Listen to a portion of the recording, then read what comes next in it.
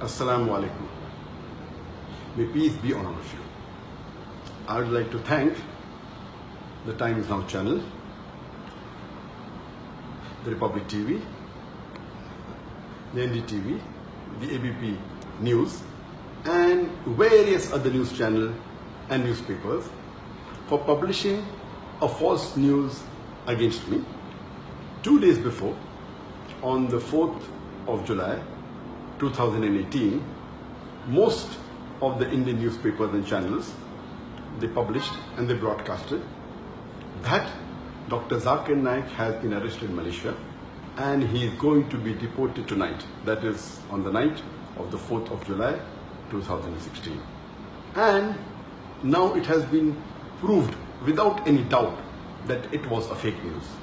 And to give authenticity to this fake news, Times Now went to the extent of saying that the Prime Minister of India, Narendra Modi, his main purpose of visiting Malaysia was to deport Dr. Zakir Naik.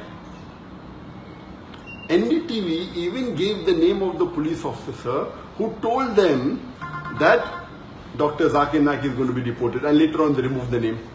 Both these channels, they were competing with each other that they were the first to break the news. And all the other news channels, they kept on joining. ABP went to the extent of saying that in the next 6 to 7 hours, Dr. Zakir Naik will be in India. This is how they sensationalize the issue and they make the reader and the viewer believe that it is a fact. And today it has been proved that it was totally baseless and false. And this is the same thing the Indian media has been doing against me for the last 2 years. 4th of July 2018, when they gave this fake news, it was exactly 2 years since they started hounding me. They have been hounding me since the last 2 years, since 4th of July 2016. And many of you may be aware that on the 1st of July 2016, there was a terrorist attack in Dhaka, where more than 20 people were killed. And one newspaper in Dhaka by the name of Daily Star, on the 3rd of July 2016, it printed an article saying that one of the terrorists has been inspired by Dr. Zakir Naik. Exactly the next day, almost all the major news channels and newspapers, they started speaking against me. And the original paper, Daily Star, a few days later, it retracted the information, but the Indian news media kept on hounding me for the last 2 years. And why they have been doing this, I don't know. I can think of 2 reasons. One can be for TRP. When they speak against a famous personality, they get more viewers, they get more eyeballs. The second can be for financial benefit, maybe for money. And you may be aware that Cobra Post, it had done a sting operation on more than 35 news media and news channels. And they proved it, they're hidden cameras, and they spoke to them, we will give you few lakh rupees, we'll give you few crore rupees. They went to the extent of saying, we will give you 500 crore rupees. And these news channels and newspaper were ready to publish anything as long as they get money. So why is the Indian media after me? Whether for TRP, whether for money, whether for both, I am not aware.